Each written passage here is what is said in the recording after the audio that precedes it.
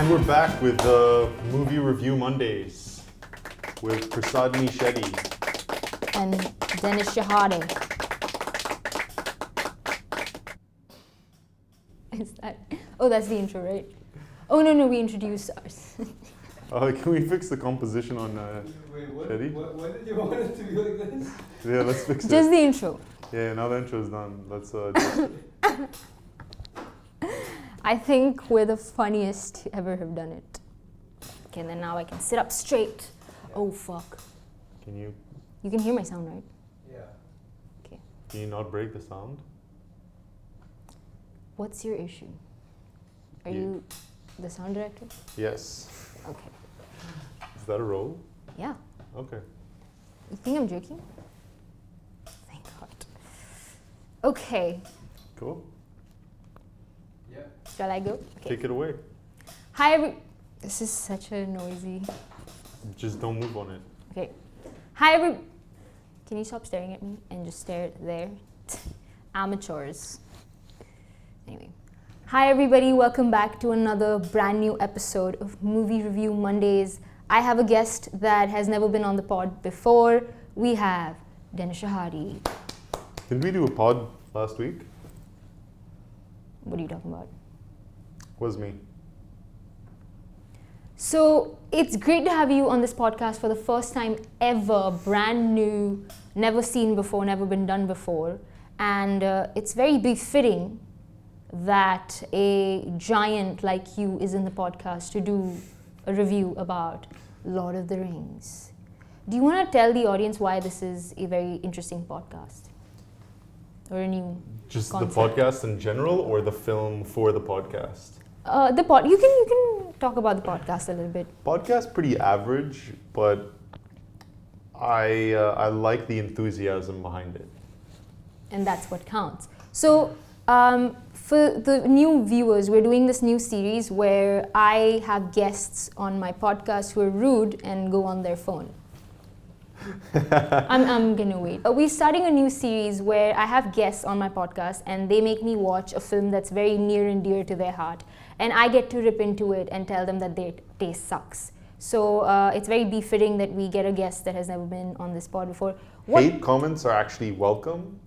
Against him, yes. What film are we doing today? Why is it special? Tell us something about it.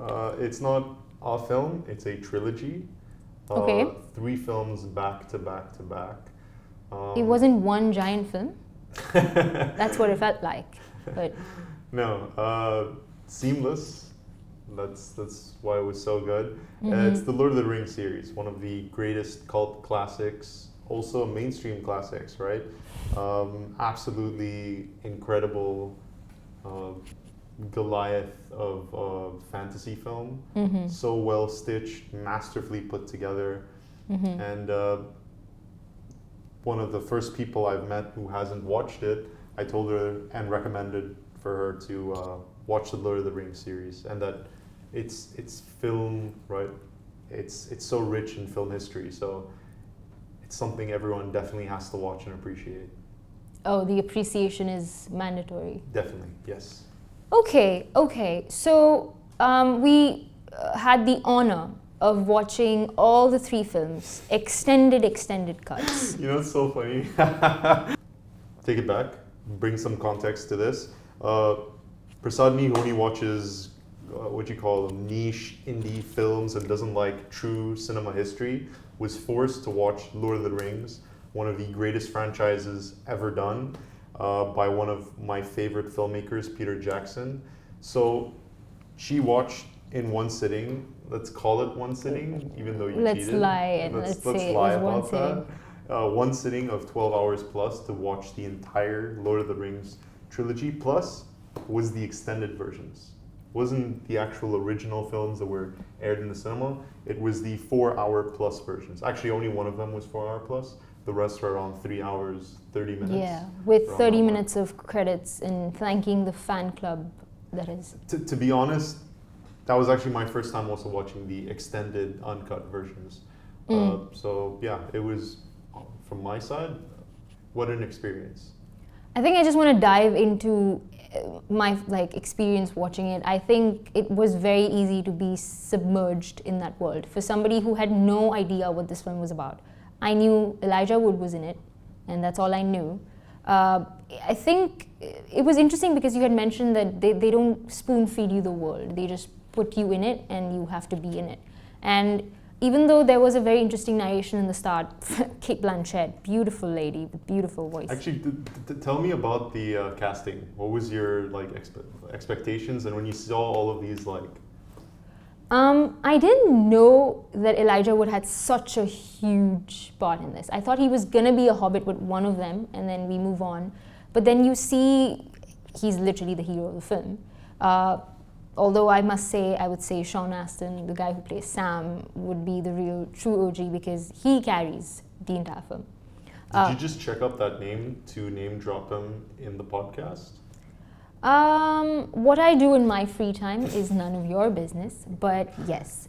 But yeah, I think it was so easy to get into this world, and there's so much happening, right? There's the elves, the Urukais, there's the Aragon. Like, I'm gonna be honest, half the time they were just saying words, and I just had to be like, yeah, Nordamir is going for Faramir, and then they're gonna go to Rivendell and have Dundle Difflin.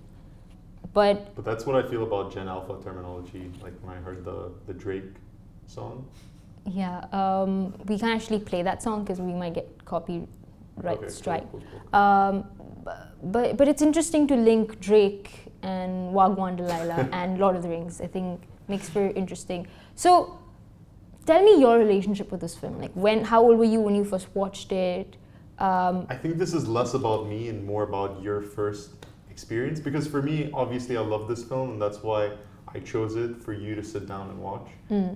But what is it about the film? Was there any nostalgia involved for you as well?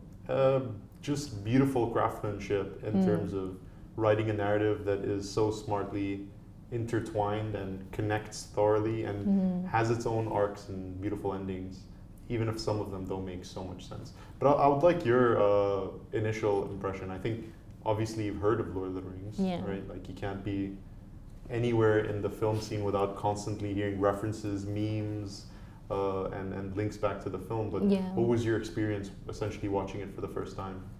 It was interesting to watch it and recognize the memes, because there are a lot of meme moments. I felt really cool watching this film because I finally got the lore and the characters. It's a very iconic piece in pop culture, and I think so many. But to you, what did it mean? To me, it meant that, wow, I have 12 more hours of this. How am I going to get out of this? But to me, and it's interesting to see how it held up. Can you talk about the individual characteristics of the film that stood out to you? Okay, I didn't know I was being quizzed. I would like to say, first of all, actors. In a fantasy, you can't do fantasy without strong actors because it's very easy to be just taken out of the film because somebody looks like an idiot. But these actors added this sincerity, this like, some actors added like groundedness, like Frodo and Sam and the whole Hobbit squad, because they essentially are portraying friendship, and that's the biggest theme in this film, about how friendship is used as a strong, it gives you strength, it empowers you. With somebody like Sir Ian McKellen, he plays Gandalf, he adds so much wiseness and depth and like hold to this film that like you're hooked. And even Aragorn, he's a brooding character. He doesn't say a lot, he doesn't do a lot with his face, but you still feel his like stillness throughout the film. So I think. So who's your favorite actor? Actor-wise, I liked Gandalf's actor. I think obviously that's such a big position that you need to fill, and he did it. Character-wise, I would have to say Sam, because I think Lord of the Rings, one of the reasons why it resonates with people is because of the heart, and if it weren't for Sam, I think so much of the heart in the film would be missing. Okay. Yeah. Could you elaborate on the heart? For me, the biggest takeaway for me, you take out every element in the film, you're left with friendship. And how, if it weren't for Sam, Frodo would not have made it to Mordor. Do you think it was just friendship? I think it would be stupid for anyone to see anything but friendship between these four lovely men. Actually, all the men in the film, they're very friendly. There's, and you know, as the historians would say, and they were really good friends. And I would also say they were really good friends. But yeah, I think that's why people connect to this franchise, because there's fantasy and that's fun, there's world building that's fun, there's cool filmmaking techniques that's fun, but then also this is something you watch with your friends and ground yourself. Cool. Let's talk about the writing, the dialogue, the scripts. Okay. As someone who obviously loves films and loves... Okay, and we're back from the abrupt cut. So as I was previously just saying, when you saw the dialogue and the writing and the kind of interaction between the characters, someone that enjoys indie films and just filmmaking as a craft, how do you feel the writing impacted the film? I think it added this like mystique ancientness to the film. Obviously, you cannot have your character saying "skibbity riz toilet," but I mean you can. Anything's possible. But I like that even through the dialogues and even through the way they formulated their sentences, you're taken back to this time. There's this ambiguity with the time. I remember asking you, is this in the present, past? And you're like, don't worry about it. And that sounded very sinister. But it does have a bit of ancientness to it, considering that the books were written during World War and had that influences as well. Okay. But I think it dates the film back, but in a good way. Like it adds this like folklorian aspect to it, which is very cool. Definitely has like a lot of underlining political perspective. So can you give some context between this badge in our small intermission here? Our previous podcast, we watched a Bollywood film together, and it had an intermission, and that for me that was very bizarre. We don't get that. Like even in Avengers Infinity, it's just the full 3 hours there. I think that is a very important. So since all our movies are like 3 hours, all our movies are like mini Lord of the Rings. Munja was like maximum 2 hours. I think it was, but that's a thing where it's a part of our cinema going culture where it's like, let's give these kids a break. I do wish we had an intermission in Lord of the Rings, 12 hours constantly. We had like 12 intermissions with you. Okay.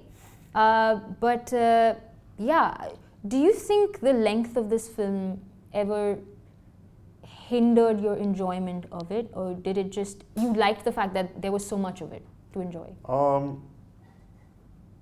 I enjoyed not the uncut versions for the pacing and for the like insanity of the story. It's just so expansive and so much happens in it. But I do have to say that watching the uncut versions brought a lot more context to it, and a lot more, I understood why they did that now. Because originally when things happened in the original cut, I'm like, why is that the first thing they do?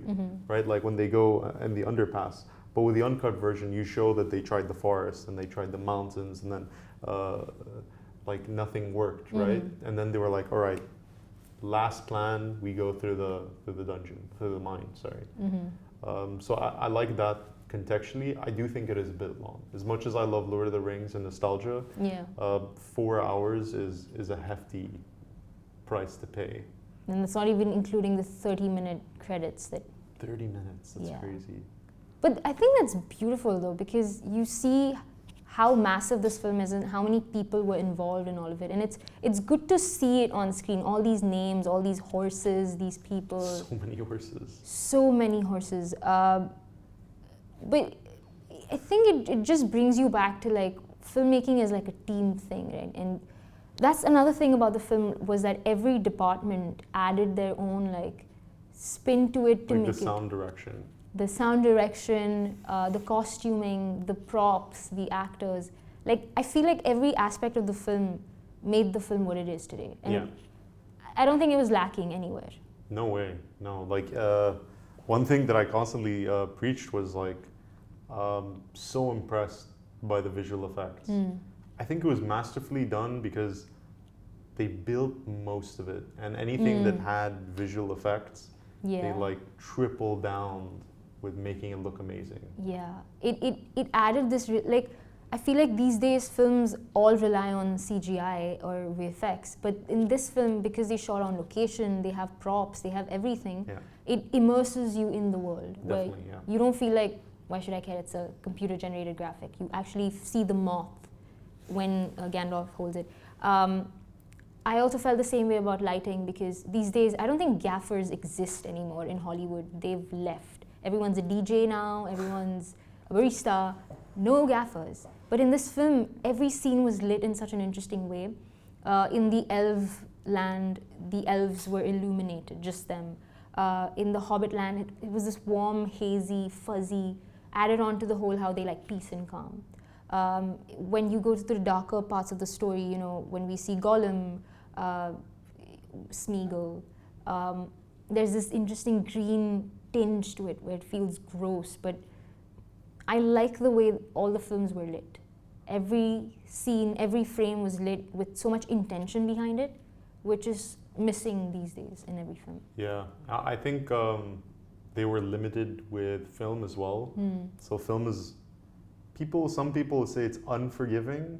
Some people say it's very forgiving because it's organic and has a lot of dynamic range. But I think when you're set with film, you don't have that digital kind of latitude that you can just kind of play with it in post. So it's lit very traditionally, right? Very high key. All of the night scenes are so well lit. Yeah. You're not squinting to understand anything. Yeah. Everything has like beautiful backlight.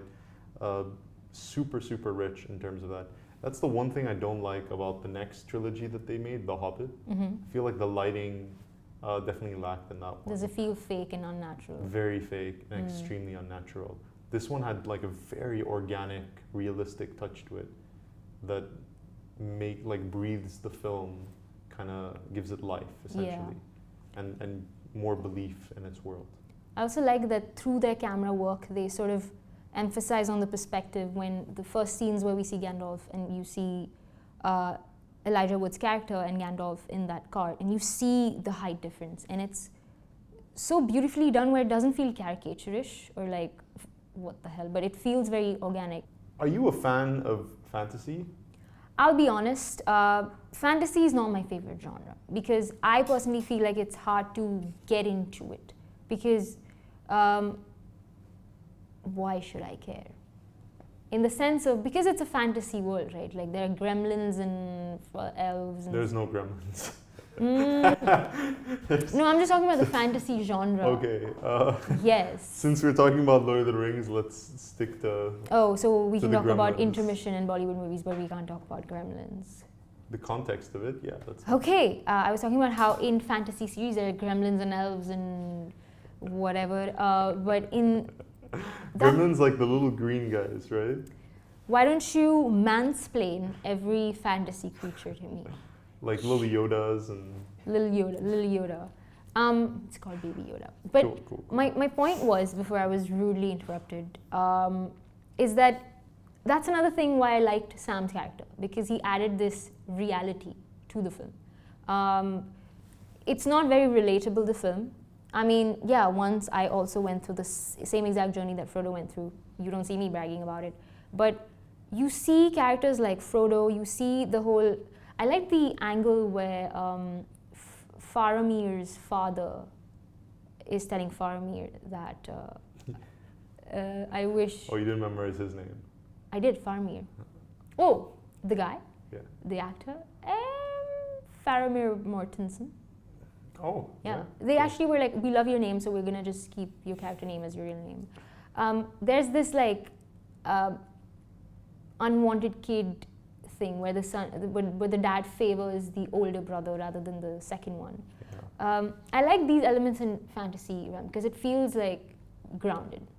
Like, oh, even when you're an elf, you still have to deal with your dad's... But they weren't elves. It's a juxtaposed contingency plan that I feel like this is like it's not going to make any sense. Like none of this is going to make sense. Okay, let's go back to the topic of Lord of the Rings. So, as a 21-year-old girl that really enjoys film, would you recommend it to other girls in your demographic? I think there are a lot of women who young women who really enjoy fantasy. They believe in a world where Men are nice. men are nice. So I think they'd like this as well. And what's there not to like? Length. It's okay. It's too long. That's what she said. Okay. But I think that's the thing though. I didn't mind that it was that long, even though I cribbed about it a lot. But I was like, I'd rather watch this. Actually, which is your favorite film out of the three? The first one. Okay. I was thinking about it. I was like, if I had to rank these films, how would I rank it? And I would have By Oscars. Yes. Oh, that. Ooh. Another reason why I was so fascinated 2 days ago with watching this film was because it has a bunch of Oscars, and I feel like I don't think fantasy is taken seriously in the film world. I mean, Dune swept the Oscars. In 2003 or 2, I don't think, because you see movies, you see Oscar bait movies win a lot. Dramas, dark, deep, pretentious stuff. So it's fun to see this film that is so childlike and whimsical win. Childlike and whimsical? Would you not call this like a whimsy? When Frodo is like crying, I'm like, Yeah, when I don't think people childlike killing. and whimsical. I would say so. Like when Aragorn beheads one of the orcs, I don't think like That's a that's world so full whimsical. of whimsy. Yeah, that's a world full of whimsy. Disagree. Why do you disagree? I think. Wow, I'm coming off hostile. Why do you disagree, sir? So when I think of like Teletubbies or when I think of Gremlin films, Teletubbies, okay. yeah, I think of this is childlike and whimsical. When I think of Aragorn like beheading other characters, and when like orcs are trying to eat and kill the hobbits, I'm not thinking this is so whimsical. I'm thinking that. I think because I'm such a whimsical person, I see light in everything. Even when Legolas is on a shield skateboarding and fucking, I'm not supposed to swear, arrow archerying. I think that's whimsy, dude. I think what I this. think it's cool. I don't think like, that's childlike and whimsical. I think it's Him pretty. just killing a bunch of orcs and counting all the orcs he's killing. I think this film speaks about how even in times of adversity, you never should lose your childlike wonder. That is the most ridiculous thing I've ever heard. I don't think anyone's watched Lord of the Rings and it was like, I need to be more of a child. No, I didn't say that. Now you're just twisting my words. That's literally what you said. Is that, or did I say, even when times get tough, never lose your childlike curiosity and keep strutting ahead? That's what I said. And that's why Legolas was on a skateboard sliding down the stairs. That's why Frodo was crying every 2 minutes. That's another thing I liked about Frodo. He was passive in every way. But he was likable. Ooh, that's different. He wasn't just passive. He was like stoic but passive. He was going through trauma, which makes anybody But he didn't bitch passive. about it like Bitu. Agreed. He was like, he went through things, but he didn't explain everything. Like you could see the pain in his eyes. He's holding back so much and not bitching about it every 5 minutes. I think he didn't have this like self-pitying, oh, I'm a victim, oh, like, He was like, I'm gonna do this. I'm gonna pull through and I'm No. gonna figure this shit out. But I like how he was like, why should I bear, why did this happen to me? I wish this never happened to me. But when the characters around him are like, dude, but it happened to you, you have to accept it, you have to move ahead in your journey. He wasn't like, he accepted I think it. Gandalf was kind of manipulating, to be honest. Why?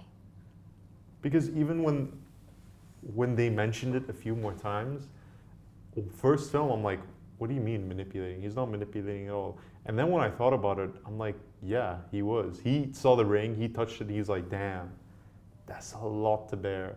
And then when you saw like Frodo hold it, he's like, oh, he can deal with it, let him do it. And even when everyone was fighting there, I felt like Gandalf manipulated that circle to be there. The For the fellowship, for them to fight over the ring, for Frodo to feel like, damn, I'm the only one that can do this and save everyone. But it wasn't Frodo's problem in the beginning. Like, he shouldn't have dealt with it. I feel like it was heavily manipulated by Gandalf that you have to do this. When in fact, he's a wizard. I think he should have done it. He should have put it in that little packet thing and dealt with it. But then you wouldn't get the movie whose whole point is, oh, even if somebody But as small as I the mean, like, Hobbit. look outside the box of Gandalf being good. Think about all the things that happen and think about his gains, right? Honestly, Like, flip the argument. I don't think he was a good character, in the sense that he wasn't inherently good. I thought he was very grey, literally. I had a criticism / question about the power of the rings. I feel like so much emphasis is given on these rings. What does it do, apart from, like, what does it do in outside of everything? One ring to rule them all. How do you rule with those rings? So, you know, in the beginning, when we had Kate Blanchett do the fucking whole exposition to the entire film, Yeah. she explained that there were multiple rings made for Yeah. the dwarves, for men, for the elves. And all of those people wore rings of power. Mhm. And those rings just made you, like, powerful, essentially. Yeah. They gave you extra powers, extra humanoid strength. And then one ring was made to control, essentially, all of them. So that ring could manipulate, and, like, that's the Nazgul, right? The Mhm. 9 powerful men, or 7, sorry, 7 powerful men. Like, he controls all of those Nazgul through that ring. Mm-hmm. I'm gonna be honest. It was a lot to take in. A lot of characters, a lot of information, a lot of worlds. And in one movie, you're moving through this, which brings to the interesting point of how they showed time and how it felt long. Oh, that was cool. Yeah, I really appreciated that. Yeah, That the was day and night. interesting. And it showed that even during nighttime, when they're supposed to be resting for their journey, there's still, like, danger following them, Yeah, which truly makes you think, like, like oh, they're exasperated yeah. 24/7. It Yeah. puts you in Frodo's shoes, where when he actually looks tired and, like, sad, you can understand why. Yeah. Because you know that they're not getting sleep, they don't get the bread. Smeagol's on their ass every 2 minutes. Gollum. Smeagol was his previous self. I'm gonna call him Smeagol. Sorry. Watching a fantasy-led film, did you find the need to be like, cool, I'm starting to get into fantasy, or has it driven you away from the genre? I think in my head, when you see something that essentially cements itself as the quintessential film in this genre, which is Lord of the Rings with fantasy, I think it's hard to find something that is better than that. When I watched this, when I said that, it felt overwhelming, there was so much new stuff, I don't think I want to watch anything else, because I feel like I've seen it all. I don't appreciate the way they... That's a hard no, right? Yeah. I don't appreciate the way they copied Stranger Things or Game of Thrones or Coco, but that's okay, because... For context, she's a Gen Alpha, so she came after Lord of the Rings was ever made. And having watched Stranger Things and Game of Thrones that have been made 10 years in the future, she's like, why is Lord of the Rings copying these amazing franchise and series that I've watched? Context, this guy made it all, right? Like Tolkien, the man himself.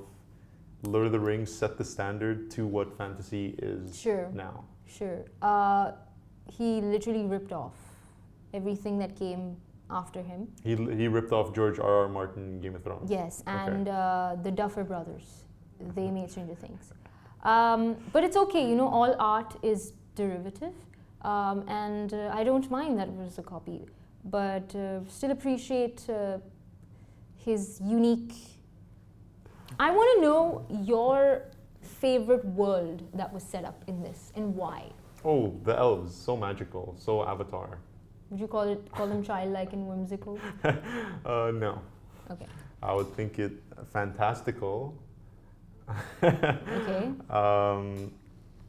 It never felt childlike, and I feel the moment it was whimsical and childlike, I would have been out of the film. It was so, like, I don't know, I could imagine myself in that forest and feel like that intensity and or like mystery behind. Would you imagine yourself as an elf? No. Hobbit? Hobbit, yeah, hairy feet. Hairy feet. Loved The feet. Love the feet game. The feet game was strong. The feet game. I think very few can manage some beautiful hairy feet. Yeah. Dare I say it, even Tarantino couldn't have done it. But Peter, more like feeder. That's It's a 1 out of 10 joke. okay. So you say the elves. No, they're worlds. I wouldn't want to be an elf. You just said you would want to be an elf. You said hobbit. Sorry. Yes. What's a world that you would not want to inhabit from this universe? Mordor. Why not? Looks kind of messed up. I think it looks very childlike and whimsical. Yeah. I think the death and destruction and like countless bodies that get killed when they're trying to open up Gondor with the wolf head, that was super childlike and whimsical for me. I think just seeing like the mass amount of dead bodies, I was like, this reminds me of when I watched Lion King for the first time. For me, it would be throwing rocks at somebody in full like armor. That was that was amazing. That was amazing because was it's amazing. like, yeah, that would work. Yeah. 100% that would work. Why wouldn't it? Like you see like people like using swords and like with difficulty Yeah, trying to kill an orc. yeah. And then these baby-like hobbits take these Yeah. small-ass rocks and just like lightly chuck them, knock out cold these Casualties. orcs. Yeah, it's like damn, Bodies everywhere. done. Yeah, is that not childlike and whimsical? You tell me. If I had to inhabit a world, What was your favorite scene? if I had to inhabit a world, Slide left. What was your favorite scene? inhabiting a world, I would also choose the elves because they're so Childlike and whimsical. childlike and whimsical. What was your favorite scene? Me too. Really? You didn't think it was Gauri and Ghosh? No, I'm joking. I don't know. What's your favorite scene? Okay, so you interrupted me for no. Yes. Who invited this guy? Okay, can I have a moment to think? No. Because there's 3 movies I need 3, 2, 1. Say it now. I like when the girl gets rejected by Oh yeah, that was class. Aragorn. That was one of my favorite scenes, to be honest. The soup one. The soup one. Mm. Like that isn't in the original one. So when I Mm. saw it and I found out Aragorn is 87 years old, I like, man, when he tasted the soup, he's like, this tastes like shit. Mm. Yeah. That was hilarious. It doesn't mean like you could remove it from the film. It wouldn't add or remove anything. I think I would have hated this film if it weren't for that scene. But it just humanizes both of the characters Yeah. so well. It adds this like glimpse into what they're doing when they're not fighting, which I love. When there's a lot of action in a movie, but then you get these quieter moments where you see these two characters. Like bad soup. Yeah, you see these two characters bonding essentially. I think I would say that. Can we talk about the tree scenes? So like, one of my favorite scenes was when the trees kind of come up, or what is it? What is his name? Like tree goat or Treebeard. Treebeard? Sorry, tree goat. Tree goat. So Treebeard reaches like that, like the cliff when he's gonna let the hobbits off, and they obviously deceive them to take the road back, but he kind of sees all the trees destroyed, and then he's like, I'm about to destroy this, and he calls all the other trees to assemble and destroy the tower. That was definitely one of my favorite moments. I didn't like the scene of where the battle's happening, but Pippin and Merry are on this tree and they're just like walking through the forest. I was like, I get what the intention probably must have been, you know, maybe adds something comedic while whimsical bloodshed happens. But for me, I was Childlike and whimsical bloodshed. No, I wasn't childlike. Please don't be insensitive. It was just whimsical. But for me, I was like, what is the point of the scene? Why are we just, you know what I mean? No. I didn't get the point of the scene where Pippin and Merry are on the tree's shoulders and they're just walking through that forest, and it feels very long. Like that. Disagree. Okay, why? I think it breaks the pace up so nicely. Okay. And they're just kind of chilling on a moving tree in a magical forest while there's like death and destruction happening. Like the juxtaposition of the trees like not wanting to do anything or having this massive conversation to agree that after several hours, you guys are hobbits. Like, that's so tree-like. Yeah. I think that was beautifully done. Okay. I just was like, what? What should a tree do? Like move faster? No, be like yes or no. But that's not trees. That's the whole point of it. They just take forever to make a decision. And even when they're walking to a destination, you know, Yeah. the frustration needs to build up. Okay. I just don't want it to build up for half the movie. That's my point. I don't think it was that long. I felt like it. So honestly, that took me out. I was like, I don't care. Let's go back to the bloodshed. You know what I mean? Do you have a least favorite scene? I think that the ending, I didn't really like that very much. Glad we can talk about the ending. What was it? Why was it? Unexpected. Also, don't understand it as much as I read a bit of lore, but actually, I even heard some lore from you, who read up on this before the podcast to sound smarter. Juxtapose contingency. Yes, go ahead. It felt a bit random. Yeah. Sam, beautiful ending. Yeah. Befitting. Gorgeous ending. Aragon, Befitting. yeah, it was powerful. It was cool. Actually, I loved when he bowed down to the hobbits and everyone was clapping at the hobbits. I didn't think everyone needed that. I don't think Merry and Pippin deserved that amount of recognition. Yeah. Those fuckers had a pretty light ride compared to Sam. yeah. Dude, Sam deserves everything, I feel. Sam's our boy. All the glory. I don't know. Like Frodo took a lot of shit. Look at like Smeagol, touched the ring, became Gollum. Agreed. Anyone that touched the ring went through like a tremendous amount of craziness and pain. Mm-hmm. But he touched the ring and somehow, He Like wore he- it like 3 times, but he was still like, yeah, and he managed to take it all the way back to Mordor, not get manipulated by it, almost go crazy, like lose his mind, but still make the right decision. carry the ring and the burden of the ring. That's pretty interesting. Yeah, Especially and not for a bitch about it. hobbit. Like contemplate why it's happening to him. Yeah, but process not, it. Yeah, but never bitch about it. But still on the move. He was always on the move. He's like, I'm still gonna go there and I'm gonna do this shit. I'm gonna cry on the way. So tell me, what's your thoughts on the ship? Why did Frodo get on the ship to see the elves? Why did Gandalf join him? Apparently, it was like he had all this trauma and these wounds that he still didn't heal from, even though it had been. He wants to meet some elves No, he wanted to heal from it. He wanted to, in Elvish land. Why?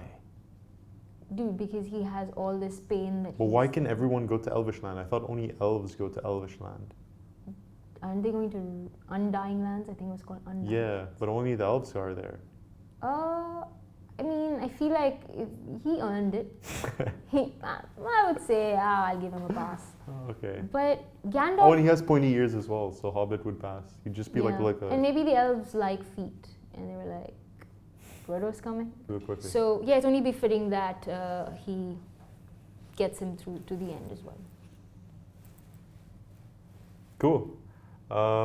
So to summarize, what are the emotions you felt through this film, and what are you gonna keep, right? When you look back at Lord of the Rings. The emotions I felt was childlike and whimsical. I felt invested. I don't think that's an emotion, but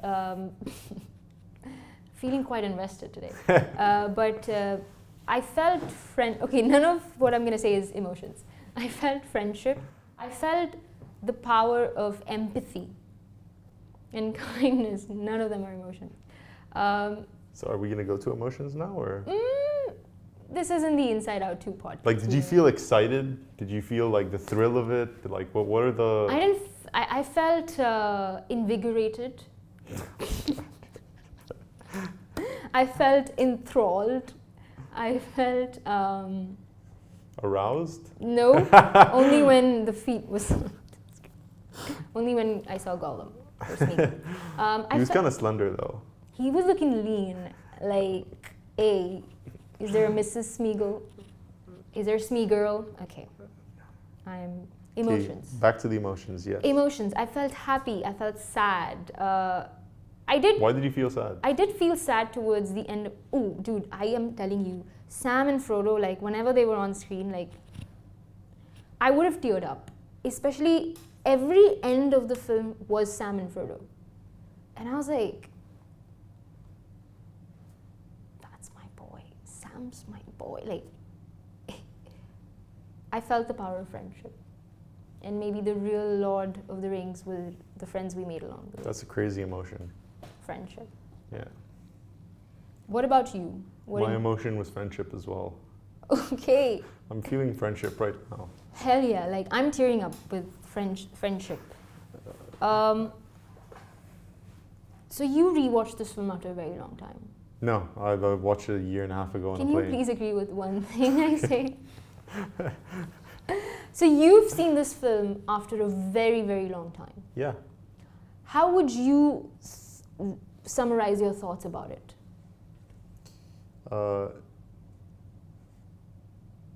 Thrilling, exciting. No, on a serious note, it's a masterpiece.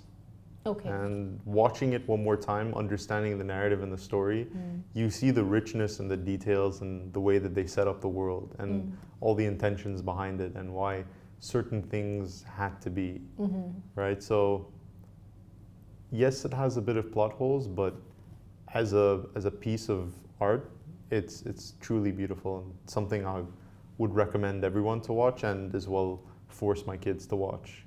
Damn, poor kids. But yeah, I want to know your rating about. In GILFs? Sure, in Gandalf's, yes. Or in hairy feet? I think you take hairy feet, and I'll do. And friendships? I'll do friendships. You do hairy. Or whimsical, out of whimsical and funness? Just rate. Okay, for me it's a 5 Okay. out of 5. Okay. So 100%. So Masterpiece. 1 out of 1 bit 2s. No, it's 0 out of 1 bit 2. That just means 100%. Okay. 1 out of 1 bit 2 means Inversely 0. proportional. Yeah, precisely. Okay. I would rate it a 4 out of 5. I think it was solid. Incorrect. 5 out of 5. I think it was solid. That I gave it a 4.5. Ooh. Out of 4.5? 4 out of 5. So we rounded up to 5. Yes, and then 4 out of 5, hairy feet. But thank you so much for being on this podcast for the first time ever, by the way. Thank you for being on this podcast. Yes, and thank you for being in a podcast. Potted plant. Anyway, how does it feel to be in front of the camera? I also have to do anything with Lord of the Rings. Then we finish or commit to the bit. No, I meant how does it feel? I was sort of outroing it. So you usually shoot and also provide us with plants. How was it being by the plants this time? That felt very random, with the the cool shift kids. between like invested in Lord of the Rings and then I think we were done with Lord of the Rings. asking a personal question about being in front of the camera. We were done with Lord of the Rings after the rating comes out. Feels okay. I feel like I'm in good hands. Okay. That's how I felt when you kept interrupting me every 5 minutes. But it was great having you between the ferns. Between a fern. Between one fern, because our plant budget unfortunately has run out. But thank you so much for being on this podcast. And different setup as well. I wouldn't Ooh, say the so. light went down, so you're looking more intense. Yeah, which is great because I have this jacket which makes me look like a lumberjack. Yeah. But And I have the investor jacket. yeah, how many stocks have you broken? Let's just end it there. Thank you so much for watching this episode. Hope you liked it. We tried something new. We failed miserably. But yeah, if you To guys, the next franchise. if you guys like this series, hit the subscribe button. If you want Chetois Prasadini to watch the Hobbit trilogy in one sitting, live, with a camera recording her, not taking 25 yeah, I'll intermission have some breaks, good commentation. and doing it over several days, Like, share, subscribe, and comment as well. And if you We will want, set it up here, and I will personally chain her. if you want him to stop interrupting me every 5 minutes, your favorite podcast host, then like and subscribe and then comment about which series you would want me to watch next, and I will watch it. The Hobbit. What? I heard High School Harry Musical Potter? series. Anyway, thank you so much for watching. I'll see you again one day in Elfland with hairy feet. Bye.